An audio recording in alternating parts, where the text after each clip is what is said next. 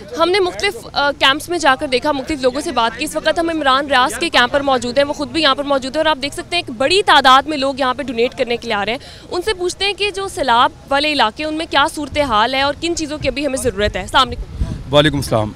Sir ये बताइएगा कि जो सैलाब वाले इलाके हैं, लोग डोनेट कर रहे हैं, कुछ पैसे दे रहे हैं, कुछ राशन दे रहे हैं, आपके ख्याल में पैसे की इस टाइम ज़्यादा ज़रूरत है या राशन?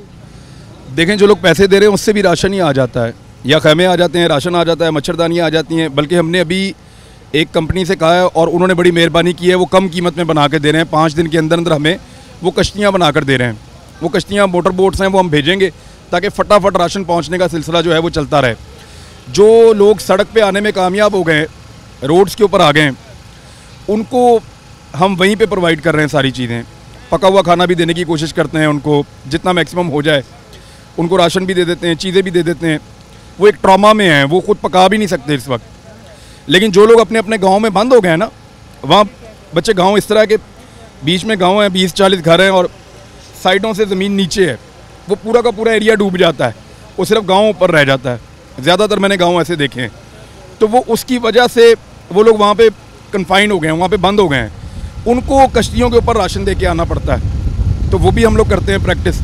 तो बहुत ख़राब सूरत हाल है, अच्छे हालात नहीं है उनके, और जितना मुझे लगा था जाने से पहले बुरे हालात होंगे, उससे ज़्यादा बुरे हालात हैं। और अल्लाह ताला रहम करे, ये बहुत बड़ी आजमाइश है। मेरे ख्याल में पाकिस्तान की तारीख की जो बड़ी आजमाइशें थी उनमें से ये एक बड़ी आजमाइश है। अच्छा, हमने देखा कि लोग राशन तो दे रहे हैं बहुत ज़्यादा तादाद में। हमने अपने मच्छरदानी की बात की या इन चीज़ों की, उसके लिए मेरे ख्याल से पैसे होंगे तो उनसे ख़रीदा जाएगा, क्योंकि लोग वो चीज़ें ख़रीद के प्रोवाइड नहीं कर रहे ज़्यादा तादाद। देखें, हम लोगों से बात ये भी कहते हैं कि आप फ़लाँ जगह पे पेमेंट करें, वहाँ से खैमे आ जाएंगे। आप फ़लाँ जगह पे पेमेंट करें, वहाँ से हमें मच्छरदानियाँ आ जाएंगी। अब मच्छरदानी मिल ही नहीं रही।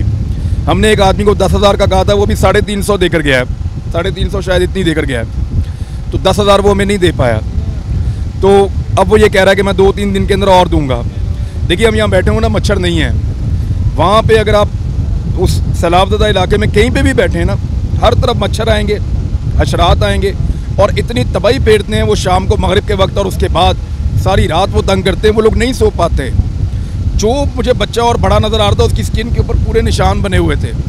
डॉक्टर दवाइयाँ दे देकर थक गए हैं। अब इतनी ज़्यादा हम वो लोशन भी नहीं दे सकते, चीज़ें भी नहीं दे सकते। तो आखिरी हल है ये मच्छरदानी हर एक के बाद एक होनी चाहिए। ये सर्वाइवल की बात है। तो अब हमने बहुत सारे लोगों का कि बनाएं आप इसको, जितनी आप बनाएंगे हम परचेज़ कर लेंगे। अच्छा, ये बताइएगा कि आप जैसे लोग जब वहाँ पे जाते हैं, क्योंकि वहाँ पे हालात इस तरह के हैं, आपका सर्वाइव वहाँ कैसे मुमकिन है? क्योंकि वहाँ जाके लोग रह भी रहे हैं, टीम्स भी आपने वहाँ भेजी हुई हैं, उनका किस तरह इंतज़ाम किया हुआ है? देखें, वो भी खैमे के अंदर रहते हैं मुख्तलिफ। देखें, हम तो मैं तो ये काम नहीं करता, मुझे तो पता नहीं था। हम मुख्तलिफ तंजीमों के साथ मिलकर काम कर रहे हैं। मुख्तलिफ लोग जो तंजीमें काम कर रही हैं उनके नौजवानों के साथ मिलकर काम कर रहे हैं। कुछ वॉलंटियर्स हमें मिल गए हैं, उनको भी हमने भेज दिया है। कोई डॉक्टर यहाँ पे आए थे, उनके भी हमने कैंप लगवा दिए हैं। अब ये जहाँ पे भी तबाही आई है ना, इनके करीब करीब शहर वाक़े हैं। यानी अगर आप आ जाते हैं रुझान के इलाके में तो आप राजनपुर पहुँच जाते हैं 1-1.5 घंटे में। सुबह फजर के बाद टीमें निकलती हैं, जाके सारा दिन अपना काम करती हैं, शाम में वापस आ जाती हैं मगरिब के बाद, और वो वापस आके यहाँ रुकती हैं। कुछ लोग जो हैं वो वहीं पे रुक जाते हैं ताकि रात को भी कोई अगर इमरजेंसी है उसकी हैंडलिंग की जा सके, तो वो इसलिए वहाँ मौजूद रहते हैं। गवर्नमेंट की टीमें हैं वो भी वहाँ मौजूद रहती हैं। तो मल्टीपल तरीके हैं, लोगों के बस गुजारा हो रहा है किसी तरह भी। अच्छा, अभी आपने गवर्नमेंट की बात की, NDMA आपको कहीं वहाँ पे नज़र आया, वो किस तरह से काम कर रहे हैं? वो लोग कर रहे हैं काम। अगर मैं अभी भी गिनूँ ना तो किसी भी तंजीम से ज़्यादा खैमे NDMA के लगे हुए हैं। उनके पास वसाइल ज़्यादा थे, उनके पास खैमे जमा रहते हैं और वो नॉर्मल हालात में भी इन चीज़ों को इकट्ठा रखते हैं। तो गवर्नमेंट की कैपेसिटी किसी भी NGO से ज़्यादा हो सकती है। लेकिन मैं आपको फिर भी ये बताऊं कि ये डिज़ास्टर इतना बड़ा है कि गवर्नमेंट इसको कभी भी अकेली टैकल नहीं कर सकती, बल्कि गवर्नमेंट के लिए ये नामुमकिन है। जब पूरा पाकिस्तान मिलेगा, इकट्ठे होंगे, काम करेंगे लगातार, और ये 2 महीने तक आपको कम से कम काम करना पड़ेगा। एटलीस्ट आपको अक्टूबर के एंड तक काम करना पड़ेगा, कम से कम, क्योंकि अभी बारिशों का एक और स्पेल आ रहा है। आप अक्टूबर के एंड तक काम करेंगे तो फिर गवर्नमेंट इस काबिल होगी कि लोगों को निकालने में कामयाब होगी। ये बहुत बड़ा डिज़ास्टर है, बहुत बड़ी तबाही है। लाइफ को नॉर्मल होने में बहुत टाइम लगेगा अभी। साहब, आपने कहा कि गवर्नमेंट और इदारों को मिलकर काम करना पड़े, लेकिन हम देख रहे हैं कि इदारे अपने एंड पे आके, फ्रंट फुट पे आके काम कर रहे हैं। बहुत सी ऐसी ऑर्गेनाइजेशंस हैं या बहुत से ऐसे लोग भी हैं, और गवर्नमेंट जो है वो अपने, अगर ये मिल जाए या नेशनल एक प्लान दिया जाए तो ज़्यादा बेहतर नहीं हो जाएगा? देखें, इस वक्त जो नेशनल प्लान की ज़रूरत है ना बच्चे, वो इस चीज़ की है कि जब भी कभी पानी आता है ना तो वो दरियाओं के साथ साथ बह के समंदर में चला जाता है। ये नेचुरल फ्लो इसको कहते हैं। जब सैलाब आता है तो दरिया का पानी ऊपर आता है और बाहर फैल जाता है। जब इस लेवल की बारिशें होती हैं ना, मैस लेवल के ऊपर, और सैलाब और ये सारा इकट्ठा हो जाता है, तो फिर हर तरफ पानी जमा हो जाता है। अब जैसे ही दरिया नीचे जाएगा, ये पानी दरिया में जाना चाहिए उसूलन। जब पानी नीचे जाए तो ये सारा फ्लो दरिया में जाना चाहिए, और जैसे ही ये फ्लो दरिया में जाए ये निकल जाना चाहिए पानी। अगले 15 से 20 दिन के अंदर पाकिस्तान का पानी निकल जाना चाहिए सारा, लेकिन ये होगा नहीं। उसकी वजह ये है कि दरियाओं के करीब वडेरों की ज़मीनें हैं। वडेरों ने बहुत बड़े बड़े बंद बांधे हुए हैं। उन बंदों की वजह से वो उसमें शगाफ नहीं डाल रहे। पीछे पानी गरीबों की, हारियों की, किसानों की ज़मीनों पर रुका हुआ है। जब तक वो शगाफ नहीं डालेंगे पिछला पानी नहीं निकलेगा। और अगर वो ये सोच रहे हैं कि पिछला पानी ज़मीन के अंदर जाएगा तो इस काम में 3-3, 4-4 महीने लग जाएंगे, जिसका बिलावल ने कहा 6 महीने तक भी पानी नहीं निकलेगा।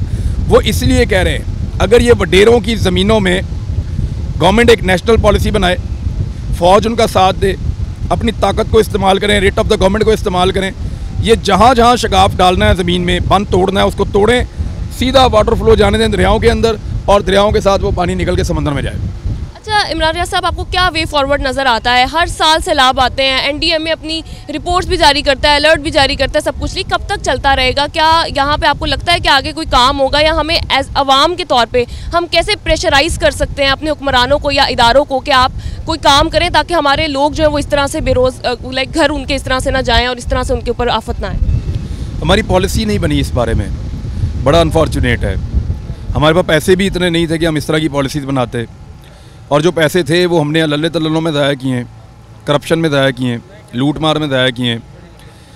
सबसे पहले आपने ये करना होता है कि आपने अपने रिसोर्सेज को महफूज करना होता है। पानी से अच्छा सोर्स तो कोई नहीं है। पाकिस्तान को जितना पानी मिलता है ना, हर साल अल्लाह रब्बुल इज़्ज़त देते हैं। ये मैं नॉर्मल साल की बात कर रहा हूँ, इस साल की बात नहीं कर रहा, इस साल तो बहुत ज़्यादा है। ये 140 मिलियन एकड़ फिट पानी है जो आपको हर साल अल्लाह ताला देते हैं। इतना पानी आपको मिलता है, आप सिर्फ 13.5 मिलियन एकड़ फिट पानी जो है ना, 10% से भी कम पानी आप महफूज कर सकते हैं अपने डैम्स के अंदर। 91% पानी आपका चला जाता है समंदर में। ये इतना बड़ा क्राइम है, इतना बड़ा जुर्म है जो पाकिस्तानी करते हैं कि इसकी कोई सज़ा जो है ना, बड़ी से बड़ी भी कम है। आलमी इदारों के साथ मिलकर आपको ये डैम्स बनाने चाहिए। हर डैम अपना खर्चा खुद पूरा करता है। 10 साल के अंदर डैम के पैसे वापस आ जाते हैं। वहाँ जो अजनास उगती हैं, वहाँ जो फ़ायदा होता है, वहाँ जो तजारत होती है, बाकी चीज़ें होती हैं, बिजली बनती है, हर लिहाज से आपके पैसे वापस आते हैं। इस पर पॉलिसी बननी चाहिए थी। हमें कम से कम 150-200 डैम मज़ीद बनाना चाहिए, और उन डैमों को बनाने के साथ साथ बिजली बनाने का भी बंदोबस्त करना चाहिए। वाटर को स्टोर करना चाहिए, कम से कम अपना 30% वाटर अगर आप स्टोर कर देंगे तो आपकी जो अजनास हैं जो आप पैदा करते हैं वो 3 गुना हो जाएंगी। आपका पानी का मसला हल हो जाएगा, आपका ज़ेरे ज़मीन पानी का मसला भी हल हो जाएगा, आपका एनवायरनमेंट का मसला बहुत बड़े पैमाने पे हल हो जाएगा। तो ये पॉलिसी ऐसी बनानी पड़ेगी। अगर ये नहीं करेंगे तो हम यूँ ही फंसे रहेंगे। थैंक यू वेरी मच बेटा। Thank you so much.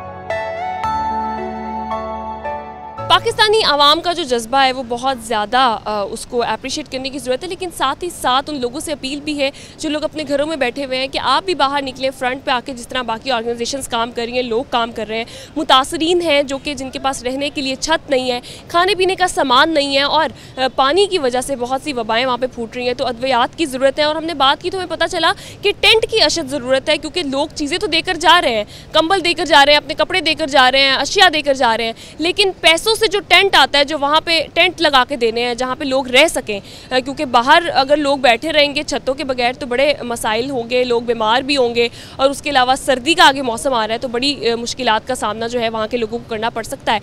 तो टेंट के लिए अगर आप लोग ज़्यादा से ज़्यादा डोनेशन करें ताकि जो ऑर्गेनाइजेशंस फ्रंट फुट पे आके काम कर रही हैं वो भरपूर तरीके से उन लोगों की मदद कर सकें। इसी के साथ अपने प्रोग्राम का इख्तिताम करती हूँ। एक नए मौजू के साथ आपकी खिदमत में हाजिर होंगी। नीचे कमेंट बॉक्स में आप अपनी राय का इजहार कर सकते हैं। अल्लाह निगहबान।